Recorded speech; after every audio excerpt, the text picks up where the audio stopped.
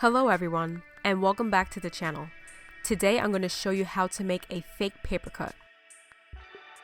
The products you will need will be scar wax. I have a tutorial on how to make scar wax. The link is down in the description below.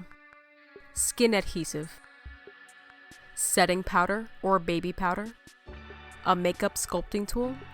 As a substitute, you can also use a popsicle stick, makeup brushes, makeup sponges, cream paint or foundation, fake blood. This is optional, but you can also use a band-aid. All of these products are available on my Amazon affiliate page. The link is down in the description below. For this tutorial, I'll be applying the paper cut on my index finger. First, take your scar wax and break off a pea-sized piece. Put it to the side and grab some skin adhesive. Apply the adhesive onto the skin. Let it dry for a few seconds until it is sticky and tacky to the touch. Then you want to take your piece of scar wax and apply it on the adhesive, lightly pushing it down.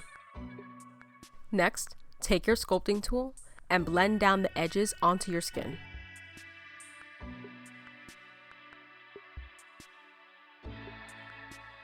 Just like this. After that, lightly brush on some powder onto the scar wax to eliminate the shine. Take your cream paint or foundation, get some of it on a makeup sponge, and lightly blend the scar wax to the skin. Just like this. Take your sculpting tool again and lightly draw a line into the scar wax. The line doesn't have to be perfect.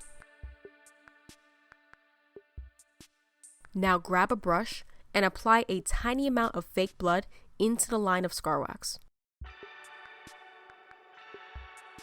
And there you go. As a bonus, get your band-aid and apply one of the adhesive ends onto the skin, in a position where you put a band-aid on to cover up the paper cut. For more detail, you can go in with your brush and paint on a light amount of fake blood onto the padding of the band-aid. And that's how you create a fake paper cut.